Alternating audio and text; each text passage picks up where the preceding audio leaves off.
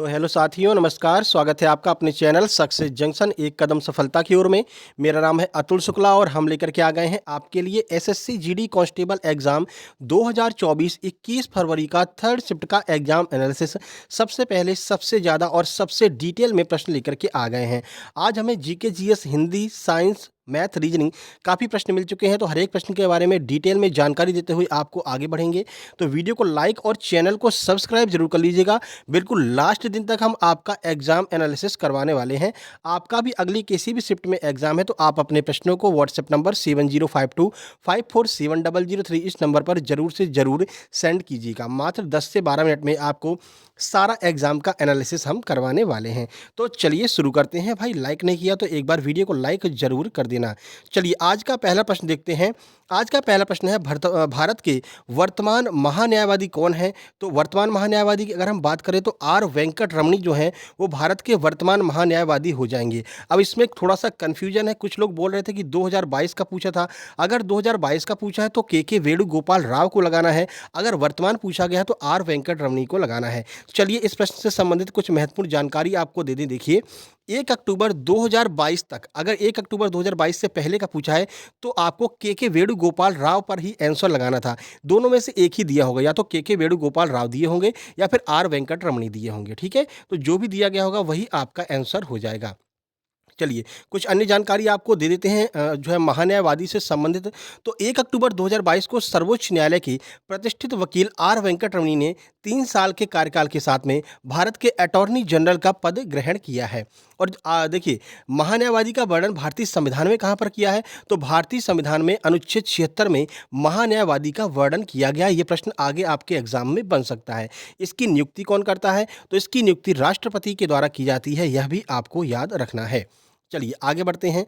अगला प्रश्न है भारतीय संविधान में स्वतंत्रता का अधिकार किन अनुच्छेदों के बीच में स्थित है, यानी कहाँ से लेकर कहाँ तक स्वतंत्रता का जो है अधिकार स्थित है। तो सही आंसर हो जाएगा 19 से लेकर के 22 तक में। 19, 20, 21 और 22 इन 4 अनुच्छेदों में स्वतंत्रता का अधिकार बताया गया है।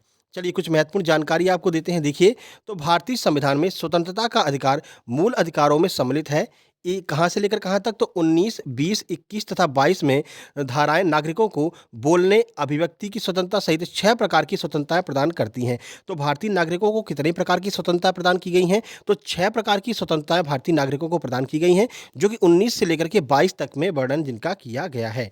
इससे पहले जो प्रश्न आया था वो कौन सा था, तो इससे पहले प्रश्न आया था कि समानता का अधिकार का वर्णन किस अनुच्छेद में किया गया है। तो अनुच्छेद 14 से लेकर के 18 तक समानता के अधिकार के बारे में बताया गया है। यह भी आपको याद रखना है क्योंकि बहुत सारे प्रश्न डायरेक्ट रिपीट हो रहे हैं, तो ये याद रखिएगा, आगे आपके एग्जाम में पूछा जा सकता है। एक प्रश्न आपका अनुच्छेद 17 वाला पूछा गया था। अनुच्छेद 17 में किसका वर्णन किया गया है, तो अनुच्छेद 17 में अस्पृश्यता के अंत के बारे में बताया गया, यानी छुआछूत के अंत के बारे में अनुच्छेद 17 में बताया गया है। ठीक है भाई, चलिए आगे बढ़ते हैं और देखते हैं अगला प्रश्न। ये आपका करंट अफेयर का प्रश्न पूछा गया है। तो प्रश्न है पुरुष हॉकी वर्ल्ड कप 2022 को किसने जीता था। तो चलिए देखते हैं। तो सही आंसर हो जाएगा जर्मनी। जर्मनी ने पुरुष हॉकी वर्ल्ड कप 2022 को जीता था। ये पुरुष वाला जर्मनी ने जीता था। महिला वाला किसने जीता था आगे पूछा जा सकता है, तो आइए बता देते हैं। देखिए ये वर्ल्ड कप हुआ कहाँ पर था, तो भुवनेश्वर, उड़ीसा के भुवनेश्वर में ये वर्ल्ड कप हुआ था। फाइनल मैच उड़ीसा के कलिंग स्टेडियम में खेले गए हॉकी विश्व कप के फाइनल में जर्मनी ने बेल्जियम को सडन डेथ पेनल्टी शूटआउट में 5-4 से हरा करके खिताब अपने नाम कर लिया था। तो उपविजेता कौन रहा था, ये भी पूछा जा सकता है। तो बेल्जियम इसमें उपविजेता रहा था, जर्मनी इसमें विजेता रहा था। ठीक है भाई, चलिए वहीं महिला की बात करते हैं। तो महिला का हॉकी वर्ल्ड कप 2022 नीदरलैंड ने जीता था। किसने, नीदरलैंड ने जीता था। एक स्टैटिक जीके का प्रश्न पूछा जा सकता है। उड़ीसा राज्य ने अभी हाल ही में हॉकी खेल को गोद लिया है, यह भी आपको याद रखना है, प्रश्न बन सकता है। उत्तर प्रदेश ने कौन सा खेल को गोद लिया है, तो उत्तर प्रदेश ने कुश्ती खेल को गोद लिया है, यह भी आपको याद रखना है। चलिए वीडियो पसंद आ रहा तो लाइक जरूर कर देना भाई। अगला प्रश्न है हरेली त्योहार किस राज्य में मनाया जाता है। तो सही आंसर हो जाएगा छत्तीसगढ़ में हरेली त्योहार मनाया जाता है। देखिए हरेली त्योहार छत्तीसगढ़ में मनाया जाता है।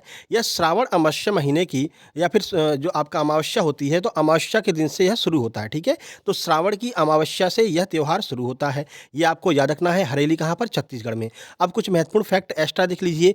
पंडवानी चित्रकला कहाँ से संबंधित है, तो ये भी आपका छत्तीसगढ़ से संबंधित है। और तीजन बाई का संबंध पंडवानी से है, यह प्रश्न भी आगे बनेगा 101%। अब यही हरेली से संबंधित मिलता जुलता एक प्रश्न है, हरेला त्यौहार कहाँ पर होता है, तो हरेला त्यौहार उत्तराखंड में मनाया जाता है, तो ये कन्फ्यूज नहीं होना है, हरेली छत्तीसगढ़ में है और हरेला उत्तराखंड में मनाया जाता है। चलिए आगे बढ़ते हैं और देखते हैं अगला प्रश्न। अगला प्रश्न है, इंदिरा गांधी के समय कौन-सी पंचवर्षीय योजना चल रही थी? तो आपको भी पता है इंदिरा गांधी के समय चौथी पंचवर्षीय योजना चल रही थी। चौथी पंचवर्षीय योजना का टाइम पीरियड क्या था? तो देखिए चौथी योजना का समय 1969 से लेकर के 1974 तक था, ठीक है? अब कुछ महत्वपूर्ण जानकारी आपको दे देते हैं, ये चौथी पंचवर्षीय योजना आपके लिए महत्वपूर्ण क्यों है? चौथी पंचवर्षीय योजना के दौरान ही इंदिरा गांधी जी ने 14 बैंकों का राष्ट्रीयकरण किया था। आपको पता है 1969 में ही 14 बैंकों का राष्ट्रीयकरण किया गया था, तो याद रखना है, ये प्रश्न आगे बन सकता है। चौथी पंचवर्षीय योजना के दौरान ही हरित क्रांति ने अपने चरम उत्पादन को छुआ था और चौथी पंचवर्षीय योजना के दौरान ही जो पोखरण परमाणु हुआ था ना, परमाणु अनुसंधान हुआ था पोखरण में, वो राजस्थान के पोखरण में, वो भी चौथी पंचवर्षीय योजना के दौरान ही हुआ था। तो ये सारे फैक्ट आपको याद रखने हैं, क्योंकि आज ये प्रश्न पूछा तो आगे इससे रिलेटेड और प्रश्न बन सकते हैं। अगला प्रश्न देखिए, भारतीय जनगणना का महान विभाजक वर्ष किसे कहा जाता है? तो वर्ष 1921 को भारतीय जनगणना का महान विभाजक वर्ष कहा जाता है। क्यों कहा जाता है? तो चलिए देख लेते हैं। वर्ष 1921 को जनसांख्यिकी विभाजन के रूप में जाना जाता है।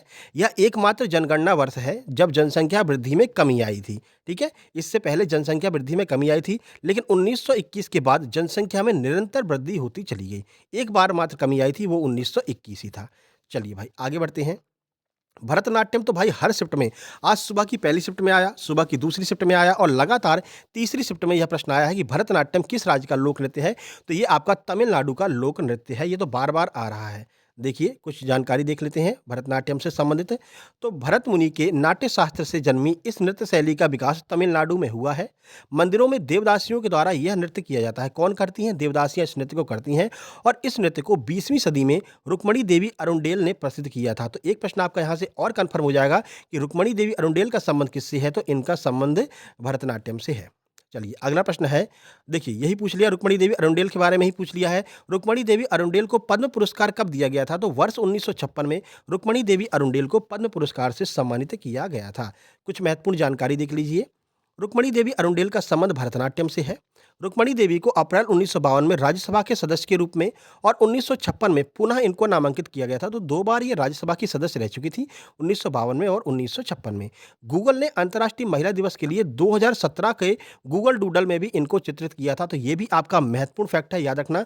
2017 में गूगल ने इनका चित्र अपने डूडल पर लगाया था और 1956 में पद्म भूषण से इनको सम्मानित किया गया था। चलिए अगला प्रश्न देख लेते हैं। अगला प्रश्न है, छत्तीसगढ़ का एक और नृत्य पूछा है आपसे। डंडारी नृत्य जो है वो किस राज्य से संबंधित है? तो डंडारी नृत्य छत्तीसगढ़ का ही लोक नृत्य है डंडारी। देखिए तो यह छत्तीसगढ़ का लोक नृत्य है। जैसे डांडिया खेला जाता है वैसे ही डंडारी भी होता है। तो डांडिया नृत्य में जहाँ गोल गोल साबुत छोटी लकड़ियों से नृत्य किया जाता है, वही डंडारी नृत्य में बांस की खपच्चियों के सहारे एक दूसरे से टकराकर ढोलक एवं बांसुरी के साथ जुगलबंदी करके नृत्य किया जाता है। तो जैसे गुजरात में डांडिया होता है, वैसे ही छत्तीसगढ़ में डंडारी नृत्य किया जाता है। देखिए, अब ये कौन करता है ये भी ध्यान रखना है आपको। तो यह नृत्य मुरिया एवं भतरा जनजाति के द्वारा किया जाता है और ये कब किया जाता है? तो होली के दिन इस नृत्य को किया जाता है। ये सारे एक्स्ट्रा फैक्ट आपको याद रखने हैं, क्योंकि आगे ये प्रश्न बन सकते हैं आपके एग्जाम में। अगला प्रश्न देखिए, केंद्र शासित प्रदेशों में सर्वाधिक साक्षरता दर किसकी रही है? तो आज आपका जनगणना से 2 प्रश्न पूछे गए हैं, ठीक है? तो यहाँ बात करते हैं, तो लक्षद्वीप सर्वाधिक साक्षर राज्य है। केंद्र शासित प्रदेशों की बात करते हैं तो केंद्र शासित प्रदेशों में लक्षद्वीप पहले नंबर पर है। देखिए तो 2011 की जनगणना के अनुसार 92.28% साक्षरता दर वाला लक्षद्वीप भारत में सबसे अधिक साक्षरता दर वाला केंद्र शासित प्रदेश हो गया है, ठीक है?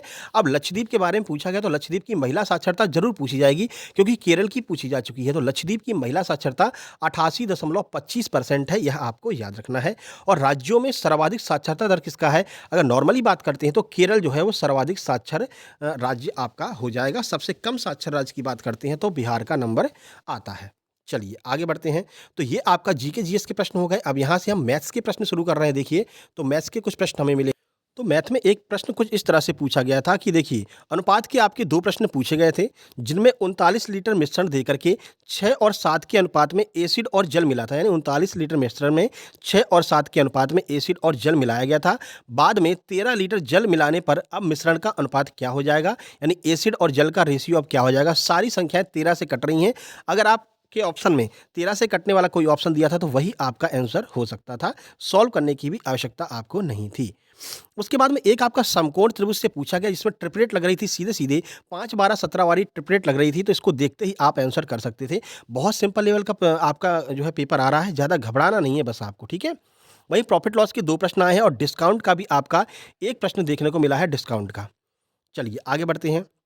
देखिए, सिंप्लीफिकेशन की बात करें तो 4 प्रश्न सिंप्लीफिकेशन के पूछे जा रहे हैं, जिनमें आपके 2 प्रश्न बॉडमास के आ रहे हैं, ये भी आपको याद रखना है। सीआईएसआई से 2 प्रश्न आए हैं, जिनमें सीआई का जो प्रश्न है, वो गलत पूछा गया है, उसका 1 नंबर एक्स्ट्रा आपको मिलने वाला है। उसमें जो संख्याएँ थी, वो गलत पूछी गई थीं। एलसीएम एचसीएफ का 1 प्रश्न पूछा गया है, 1 प्रश्न आपका डेसिमल से, एवरेज से आपके 2 प्रश्न पूछे गए हैं, टाइम एंड वर्क से भी 2 प्रश्न, पाइप और टंकी से आपका 1 प्रश्न। अभी तक पाइप टंकी के प्रश्न नहीं पूछे जा रहे थे, आज एक प्रश्न आपका पाइप टंकी से पूछा है, एक प्रश्न आपका ट्रेन से पूछा है, परसेंटेज से 2 प्रश्न और एक प्रश्न आपका एज से पूछा है, आयु से भी आपका 1 प्रश्न आज पूछा गया है। चलिए बात करते हैं रीजनिंग की।